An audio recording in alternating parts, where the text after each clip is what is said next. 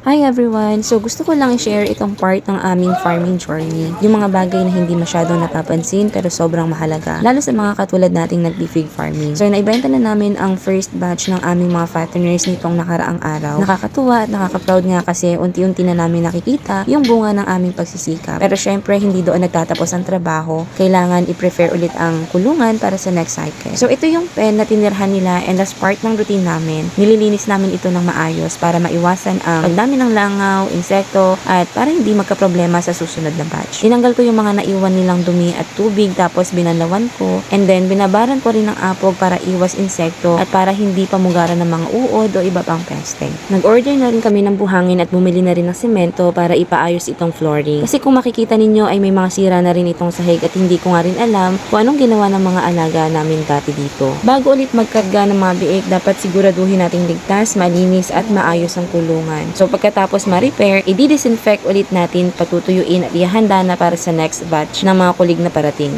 Sa bawat cycle, natututo kami hindi lang ito basta pag-aalaga ng baboy. Ito ay disiplina, sipag, linis at commitment. Walang instant yaman pero bawat linis, bawat biik at bawat ayos sa kulungan ay hakbang papunta sa level up ng buhay. Kaya sa mga kapwa natin na nagpipig farming or nagbabalak pa lang magsimula o naghahanap ng inspirasyon, huwag susuko, lahat ng ginagawa natin ngayon ay investment sa mas magandang bukas.